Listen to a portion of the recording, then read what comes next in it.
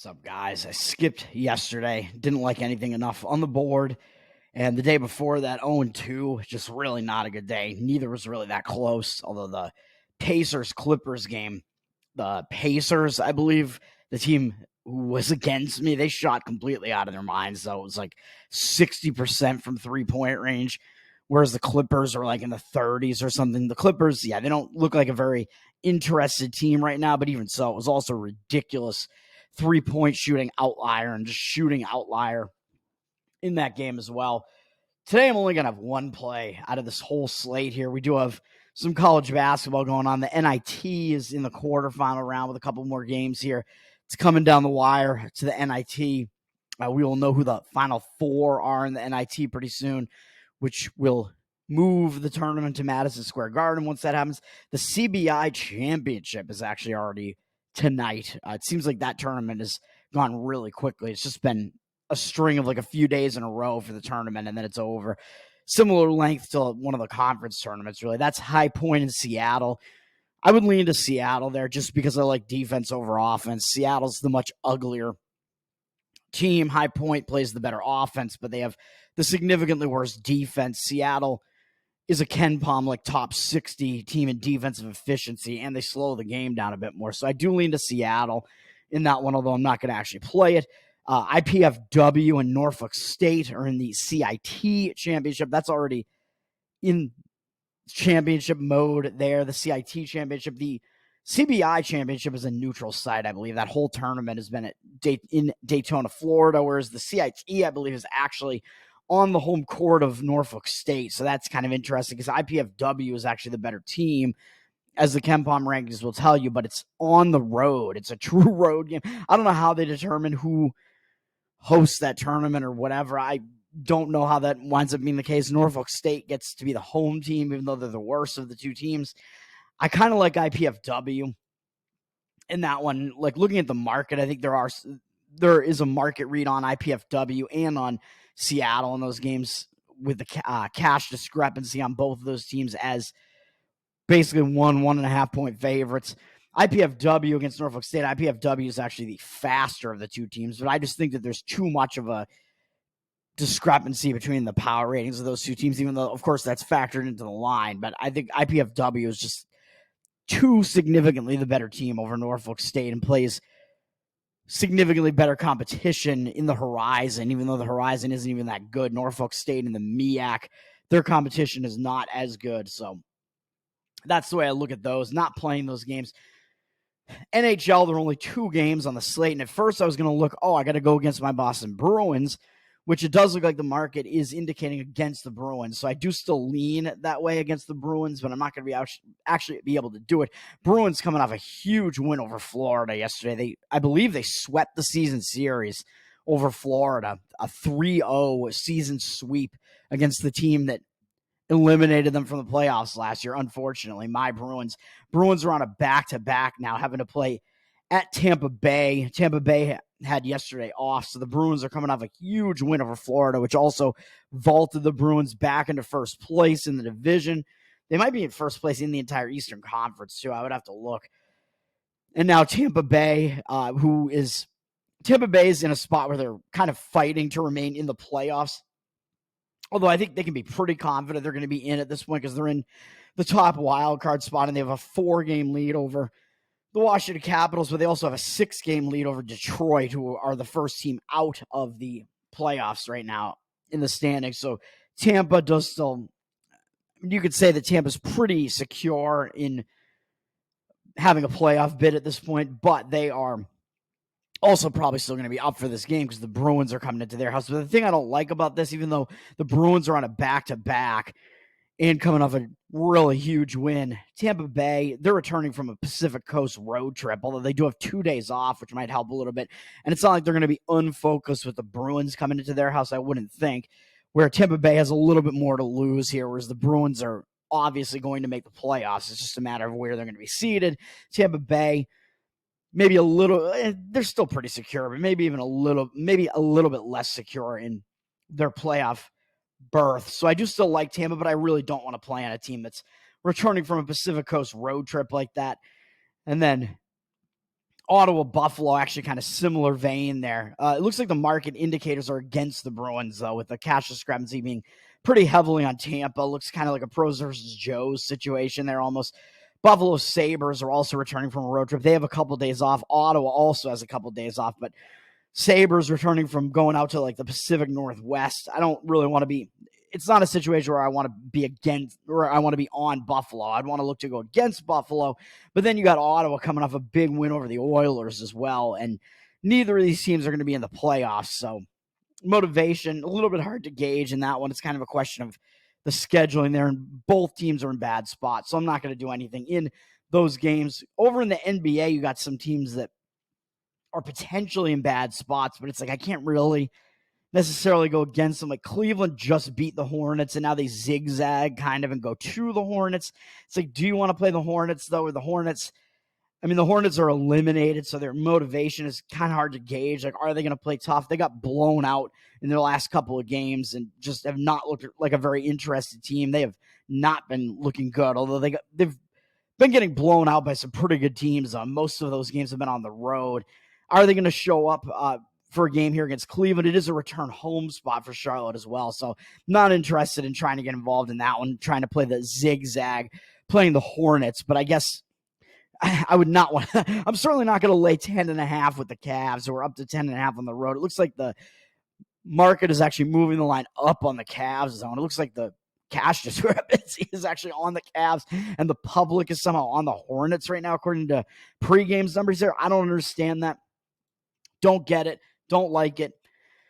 The Atlanta Hawks, I think, are in a bad spot. They're returning home from they're not returning home from a road trip. They're in a Celtics sandwich, excuse me. So, yeah, that's not a good spot for the Hawks either. Hawks just beat the Celtics. Huge win, beating the Celtics by 2. That is a giant win. They're staying around at home. They get the lowly Portland Trailblazers just coming in before they face the Celtics again, and then they face the Milwaukee Bucks. So a couple of big games there. But if you look at the situation that we have going on here, I mean, the Hawks, they are also pretty secure in their play-in spot at this point. They're in the 10 spot in the East. They're in that play-in spot. They really probably are not going to be able to advance anywhere higher than the 9 spot. They're 1.5 behind the 9, which is Chicago. They are 6.5 games away from getting into the 8 spot to host a play-in, which is Miami and Philadelphia are both tied there with the same record. It looks I think it's unlikely. I don't know if it's impossible, but very unlikely that Atlanta's going to be able to move up.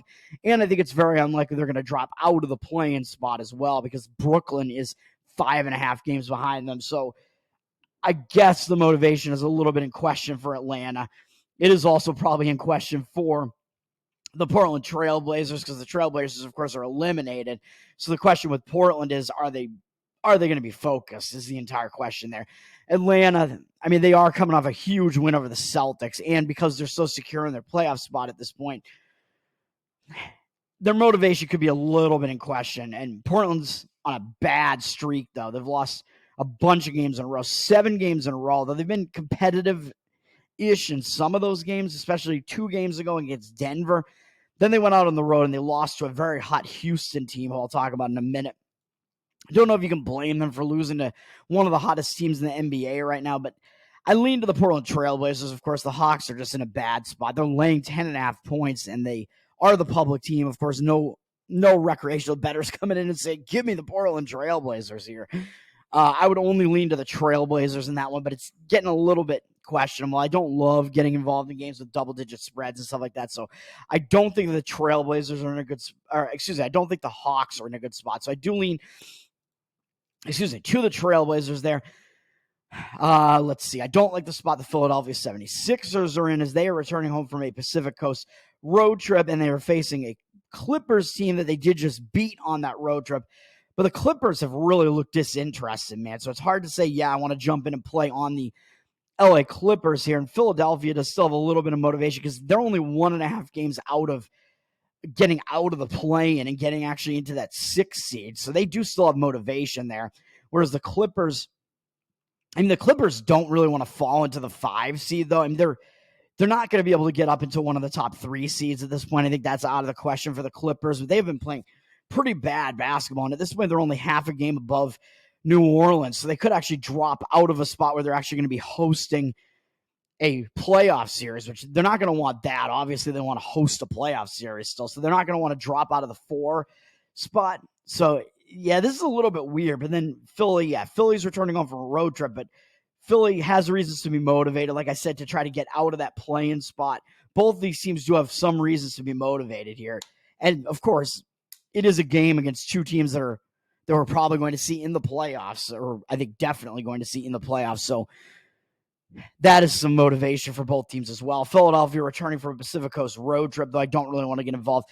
Too many conflicting things there, and tough to gauge motivation in that one, so I just don't want to do it. Clippers are up to a 6-point road favorite, too. They have a little bit of the cash discrepancy and look like they're public. Do I really want to lay points with the Clippers on the road? I don't know, but that's just kind of indicating how beat up Philadelphia is, how they haven't been very good without Embiid. They got the injury issues there, but that line still seems quite high, really, on the LA Clippers there. I don't know what I would want to do there. That's a tough one to gauge. I'm certainly not going to want to play in Philadelphia. Returning home from a Pacific Coast road trip there, it makes it not a good spot. LA Lakers are in a very bad spot. They just went into Milwaukee, national TV game, TNT game, and won in double overtime, and they made a huge comeback. Huge. I'm starting to sound like Trump. Milwaukee was blowing them out of the building for almost the entirety of the game, really. It lasted into the 4th quarter. Milwaukee just had a huge lead all game. I think LA never led in the game. And then LA was able to tie it in the final minute of the game. They didn't have a lead in the entire game. They were down by 20 points or something in the second half. Came all the way back, tied it, sent it into overtime, and wound up winning in double overtime. That is a crazy, crazy effort, crazy performance from LA. Huge comeback, and that was last night. And now they have no time off, and they go to Memphis. Am I convincing myself to play against the Lakers here? Possibly. I mean, this is a really tough spot, and they do have the Pacers up next, which is a bigger game. LA, of course, we're paying attention to where they are in the playoff standings, of course, because you have to at this time of year. The Lakers are in the 9 spot, so they're in the play-in. They're somewhat secure on the play-in spot at this point with a 3.5 game lead over the Houston Rockets. They're only 2 games back of being able to host one of the play-ins, with Sacramento and Phoenix being ahead of them, and they're only 3 back of the Dallas Mavericks for the 6th spot, which would mean getting out of the play-in scenario. So LA does have an opportunity to drop down and to actually move up, although I think they're pretty much going to be guaranteed at least a play-in at this point. It looks likely they're going to get one of the play-in spots. Probably likely they're going to have to be on the road for that one, but coming off such a crazy game last night, is any amount of motivation going to be able to overcome that? I'm not really sure. They're playing a Memphis Grizzlies team, though, who have been one of the worst teams in the league with all their injury problems. They have almost nobody left, man. I just can't do it. I don't think I can't get involved on the Memphis side here, even though LA is in such a bad spot. You see what LA just did last night, a furious comeback, a huge game on TNT, and being able to somehow win that game playing double overtime. No time off. The Lakers, they are in such a bad spot here. But then you look at Memphis. Memphis is returning over a road trip, a 4-game road trip. Yeah, they didn't look good on the road trip, really. They beat San Antonio on the road trip, and they did take Sacramento to overtime, so maybe they're still trying. They also lost pretty badly to Golden State and Denver. Not sure you can really blame them for those losses, though. Those are tough games. But now they're returning home from that road trip out of elevation. They only have 1 day off, and then they actually go back out on the road again for a 3-game road trip after this. So is it going to motivate them because this is their only home game in that stretch, or is it a tough spot? A lot of times it's a tough spot when it's this pit stop home game and you have those home distractions coming into play. Memphis, of course, is eliminated, and they're so injured and so beat up. And the fact that they're returning home from a road trip, I just don't think I can get involved in this one. Although the line looks like it's begging you to take the LA Lakers almost here, as they're only laying 3.5, down from 5.5 to 3.5. And of course, the Lakers are likely to be a playoff team or a play-in team. Memphis, of course, near the bottom of the standings, has really nothing left to play for. But it looks like Memphis actually is the public team somehow, and the cash discrepancy going against them, even though I'm not sure I agree that that's the case, because the line has moved down on the LA Lakers. So it does look like there may be some money coming in playing against the Lakers, although some of it might just be because it's the back-to-back, and it's such a tough spot for the Lakers. But it's a spot that's tough enough for the Grizzlies that I don't think I can get involved. Grizzlies have such a thin roster that, yeah, maybe they'll be motivated because it is LeBron and LA coming into their house. So if they're going to be motivated in a spot, maybe it is this spot. But it's still one of these weird single home games sandwiched in between two road trips for an eliminated, very, very injured Memphis team. It's very unfortunate because the Lakers are in such a bad spot after yesterday's game. It's a spot that you want to play against them so badly. But because of the opponent and the spot that they're in, I think you just can't do it, which sucks. It's very unfortunate. The game I'm going to be on to close out this video, though, I like this one. We're going to fade the Oklahoma City Thunder and play on the Houston Rockets. I think you can get Rockets +7 right now. It's down from 7.5 to 7. I was seeing 6.5s out there a little while ago, but I think it looks like it's gone back up to 7. So I don't know what to think about that. The line kind of moving up and down there. Yeah, you can get 7 right now in Houston, which is kind of a key number in basketball because it's that 3 possession threshold. It is the point where teams stop intentionally fouling. But I like the spot here for Houston, and I don't like the spot for Oklahoma City. So we'll get involved on Houston here. Houston, I think they're going to be a motivated team, man, Houston. For Oklahoma City, maybe a little bit questionable because Oklahoma City, they're as I mentioned, the Clippers are pretty far behind in that 4 spot there. Oklahoma City is in one of the top 3 spots with Denver and Minnesota. I believe those 3 teams, they're not going to move out of one of the top 3 seeds. So like between the number 1 and the number 3 seed, you do want to try to get home court for the entirety of the playoffs. Of course, that would be nice, but is that going to be like an extreme amount of motivation? Probably not, really. So Oklahoma City, they're almost guaranteed at least one of the top 3 spots, and they didn't even expect to be here, man. So even though, yeah, they are kind of gunning for the 1 seed here in Minnesota, with the Towns injury and stuff, Minnesota might be a little bit vulnerable. So Oklahoma City does actually have a shot to get the 1 seed. So they are going to be playing for that reason. But this spot, I think, is pretty bad for Oklahoma City. And I don't know if that slight amount of motivation is going to overcome that because there are still more games left on the schedule than I thought, actually. So Oklahoma City, there's still a lot left to determine. And this might be a spot where Oklahoma City does not have complete focus here.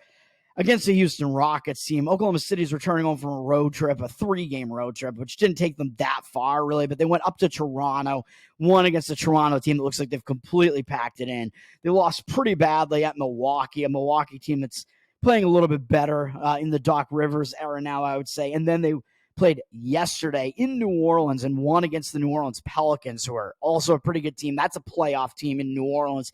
That's a good win for Oklahoma City, man. And now they're on a back-to-back and returning home from a road trip. Although, of course, the trip from New Orleans to Oklahoma City is not a long trip, but they are still returning home from a road trip with no time off. So it is still going to be potentially one of those distracted return home spots. They're coming off a big win, so it could also be a letdown spot. Having played a New Orleans team that's better than this Houston team is. Houston currently on the outside of the playoffs looking in, which I think is going to motivate Houston. And maybe Oklahoma City won't have total focus or motivation here because they are on a back-to-back, returning home from a 3-game road trip. So you have the distraction angles coming into play. You have 0 rest coming into play here for them. And it's a 3rd game in 4 days, all in different cities. It is a 4th game in 6 days, all in different cities. And it is actually also a 5th game in 8 days, going back to starting with a home game against Utah. So it's 5th game in 8 days in 4 different cities. So that is this is a difficult spot, man. It's a difficult rest spot, and they have another playoff team up on the horizon next on Friday night. NBA known for Friday night games, although this one doesn't look like it's a national TV game, but it is against the Phoenix Suns, who are also currently in the playoffs, or at least in one of the play-in spots in the playoffs. And Phoenix, they're a good team, man. They got stars on that team, so Phoenix is good. So that could even be cause for look ahead, whereas this game against Houston, I mean, Oklahoma City played Houston in a home and home back-to-back back on February 25th and 27th and swept it. They won at Houston by double digits, came home and beat Houston by even more, by double digits as well, but even by a bigger margin at home. So is Oklahoma City really going to be totally focused on the last two times they played Houston? They just easily got by them, and now they're on a back-to-back, no time off, and returning from a road trip and coming off a pretty big win and pretty safe in being in one of the top 3 seeds in the playoffs at this point.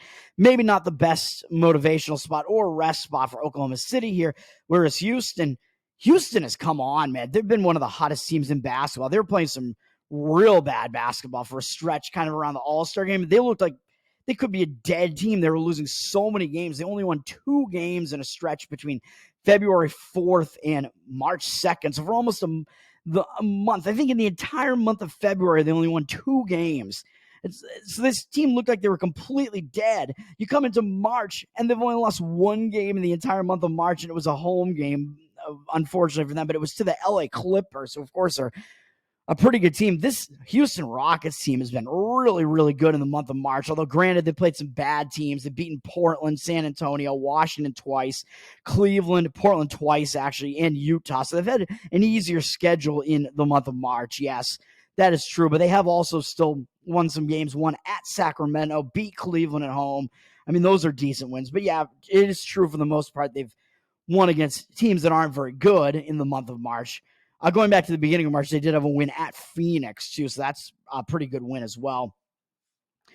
But yeah, they've been beating up on some bad teams. They actually beat San Antonio twice as well. So San Antonio, Washington, and Portland, 3 of the worst teams in basketball. They have 2 wins apiece against all of them. But that still tells you something, man. Like, this team is not really suffering like letdown spots at this point or anything. They are coming out motivated. They're playing night after night, and now they're in the better spot here because they actually have a day off and they still have momentum, I think. So they just had a nice sweep of a 3-game homestand where they didn't really beat anybody that good. Chicago, Utah, Portland, sure. I mean, Chicago's probably going to be in one of the play-in games. Utah, I think, is on the outside of the playoffs, but still not a terrible team. And then beat Portland, which I think is just going to kind of carry momentum. And now they start a road trip going to Oklahoma City. You got to think Houston's going to be focused on this one, man. And they have the rest advantage here because they have the day off. The travel spot actually maybe even debatably is a little bit better for Houston because the travel is almost the same between Houston and Oklahoma City traveling up from New Orleans. That's a very similar travel spot, but Houston actually has the day off. Houston has the momentum, having like a bunch of wins in a row. What do they have? 8, 9 wins in a row, whatever it is. And now bringing that out on the road to start a road trip, man, it tends to be a focused spot because you want to get that road trip out on the right foot. But in addition to that, they're playing one of the top 3 teams in the Western Conference in Oklahoma City. So I think that's going to add some motivation. As I mentioned, they lost twice to Oklahoma City. So if you look at their losses, their most recent loss, their only loss in March was against the LA Clippers. But then going back into February, 2 of their final 3 losses of the month of February were those 2 losses to Oklahoma City, both at home and on the road. So that might motivate them as well. And it might mean that they're the team that has the adjustments to make. Whereas Oklahoma City, you beat this Houston team twice, the most recent 2 times you played them. It's like, what are you going to adjust? What do you have to adjust here? You don't have anything to adjust because everything went really well in those games, and you beat them by double digits in both games, both at home and on the road. So you have no changes to make, whereas Houston, they have all the adjustments to make, and they might be able to throw something into this game that is unexpected for Oklahoma City and to really put this game over the top. Houston, with this huge run of games, nobody expected them to even be in this spot. Maybe they're even playing with house money a little bit, but they're catching a bunch of points in this game, and I think they're going to be an extremely motivated team. So they have the rest advantage. They maybe even have a little bit of the travel advantage. They have the momentum advantage, and I think they have the motivation advantage in this game, not only for all those reasons that I just mentioned, but Houston, they are just on with this huge run of 9 straight wins, they're just on the outside of the play-in scenario at this point. They're only 1 game behind the Golden State Warriors. They actually have a chance to slip in and knock one of these teams. All of the teams that are in the play-in spots right now were in the playoffs last year in Sacramento, Phoenix, the Lakers, and Golden State. Golden State, of course, is the team most vulnerable. They're 1 game lead over Houston, and Houston is only 3.5 back of the Lakers, so that's not insurmountable either. Houston has a chance to actually get into the play-in games, which nobody thought that was even a remote possibility. Like coming into the month of March, Houston played so badly in the month of February. They've had basically the best March that you could possibly have. They're on a huge run. The hottest team in basketball, man, the Houston Rockets. And I think that motivation is going to continue. I don't think they're going to be suffering a letdown going out on the road facing a really good team that's secure in a playoff spot at this point, that's in second in the Western Conference and beat them twice, and all the reasons that I just said. And Houston actually on the verge of potentially getting into one of the playing games and being in kind of technically in the playoffs. I mean, nobody expected that. Is unheard of, man. Houston, I mean, yeah, they've been a much better home team than road team. That is true. They have one of the biggest home road dichotomies in the NBA. So that does scare me a little bit. That's not great, but we don't need them to win straight up here, man. We only need them to cover a pretty decent sized spread. As I mentioned, it's 7. You have a team that's going to be heavily motivated, which they should be, and they have all those other advantages that I just mentioned, and they're catching all these points here, 7 points. We're going to take the Houston Rockets. They got 82% of the tickets, which kind of scares me that they're the public team right now, because some recreational bettors probably like how hot the Rockets are, but recreational bettors coming in and looking at this, are they really going to be that heavily on the Rockets? That number might not be entirely correct, because I still think recreational bettors might come and look at this and still want to play the team that has a significantly better record in the Oklahoma City Thunder. So I'm not sure I quite buy that, even though the Rockets are basically as hot as you could be. They might even look at it and say what I just said, and look at the fact that the Rockets have beaten up on a lot of bad teams recently too. So I don't know. Rockets have 85% of the cash, though, so they do have the cash discrepancy. It looks like the number has moved against the Thunder a little bit. And for all the reasons I just said, the rest edge, the travel edge, the motivational disparity here, and the fact that the Thunder might even actually be in a little bit of a letdown spot and not actually have total focus on the Rockets. Or I think the Rockets are more likely to be the focus team here. That's going to be my only play, man. We got to get back on the winning side here, man. I got to somehow erase this deficit that I'm in this year. Started out the year nicely and moved up, actually, to start the year. And then since then have fallen down. So still in the red on the year. We got to get back out of that, man. Get out of the red. NBA has been my best sport, so hopefully that continues to be the case here. It's going to be the Houston Rockets +7. That is going to be the only play today. We'll continue with this, man. We got college basketball, the actual tournament resuming tomorrow in the Sweet 16 round. I'm actually going to the East Regional, so it's going to be a late night with UConn really, really getting the benefit of the scheduling there, because UConn plays the earlier of the 2 games tomorrow night, and their opponent on Saturday is going to be one of the teams that plays in the later game tomorrow night, a game that's probably going to end well after midnight tomorrow night. And that team is going to be at a rest disadvantage, man. Have to turn around with no time off and play UConn, who's going to have an easier game tomorrow night and the earlier of the 2 games. That is such an advantage for UConn, and it really sucks because I needed to differentiate my bracket. I bounced UConn in my bracket against Auburn, who Auburn, KenPom has them as the 4th best team in college basketball. They just needed to escape as a 14-point favorite against Yale, man. We did not expect them to lose that game outright, even though it wasn't a great spot for them. Losing that game outright, that really is just a mess, because Auburn really could have competed. I wanted to see this matchup. I think everybody wanted to see this matchup instead of UConn is basically an insurmountable favorite against a San Diego State team that's not as good as last year's iteration of that team, even though it is finals revenge for San Diego State. So they will have motivation, but I just don't think they're good enough. UConn at least does play a slow-paced game, so maybe that will help keep the game a little bit closer. But even that, I'm not sure will be enough. The late game will be interesting, though, with a very good offense in Illinois against a very good defense in Iowa State. So that is a pretty compelling matchup there. But unfortunately, that region in my bracket is completely dead. So I really just need to root for everybody else's region to die and for Illinois to basically win that region, because I think they are the least picked of those teams. Well, San Diego State really would be the best scenario, but that's not going to happen. So Illinois winning that region would help, but I'm not I don't have my hopes up. Their coach has been pretty bad in the tournament. Their offense is very, very good, though, and they do have a lot of experience on that team. And they have Shannon, who I believe was on Texas Tech in some of those tournament runs that they had as well. So they do have experience, and they are a very senior laden team with a very, very good offense. So I do like Illinois to actually get by Iowa State, but I don't think anything's going to stop UConn from making the Final Four. And then it's just hopefully once they get to that point, then they finally get knocked out, because they have had their region just cleared by Auburn being knocked out. Auburn would have been quite a threat and probably only a very small underdog in this game against UConn. So it's very unfortunate.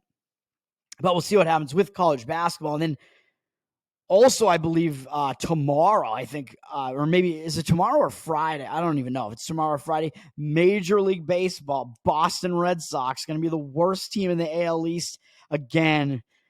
Very unfortunate what's going on with my Red Sox. They're pitching.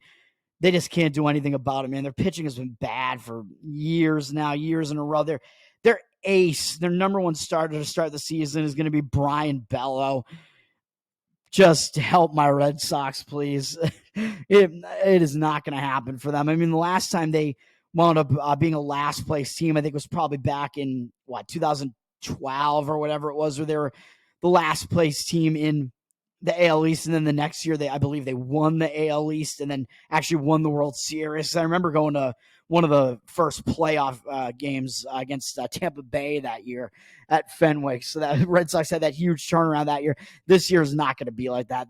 I mean, that was a situation where the Red Sox did have a really good team the following year, and I think they just kind of got a bit unlucky and just didn't play well the previous year. This Red Sox team, they just don't have the players. They don't have the personnel to really do it. So it's very unfortunate for my Red Sox. There's my MLB preview for you. The Red Sox are not going to be good again. And I'm going to have a very sad baseball season. But we're going to start the baseball betting, man. And historically, baseball has been one of my better sports. It's a sport that just makes sense to me betting-wise. It's the sport where I actually bet the most totals as well. The totals actually make more sense to me in baseball than in other sports. So I do totals. I do first 5 inning bets. I vary it up a bit more than just playing like money line and run line bets for teams to just win the game or to cover like a run line spread or whatever. I do plenty of that too, but baseball has been good. And recreational bettors, they seem to not quite fully understand how to bet baseball. And it's a sport that's less bet than, of course, football and basketball, really. So the recreational guys get a little bit less involved in baseball, though it gets to a point where obviously it's like the only major sport that's in play throughout the summer. But it's like people just kind of go on summer vacation. They don't bet on baseball as heavily. So I think that helps us because the bookmakers don't have to make the lines quite as tight or whatever. And we'll be talking about baseball. There's some scenarios you can find in baseball that are pretty good. Baseball was still being played when I started this channel. So if you go back and watch some of the really early videos on this channel, I was giving out baseball plays towards the end of last season. And like I said, I've done pretty well in baseball, so I'm hoping that we'll turn this year around and at least get back on the positive, because I'm not hopeful this is going to be a very good year at all. After I had 2 really good years. 2 years ago was the best year I've ever had, and last year was also a very good year. It was a very good year. This year could be only my second losing year ever. With 2015 being the other one, and I just hope that's not the case, because that came on the heels of 2014, which before 2022 was my best season ever. My best year, I mean, not season, my best year ever, but we'll see what happens. So all that just to say that my only play is the Houston Rockets today, +7. Let's get it done, man. Let's start getting back on the winning side. Peace.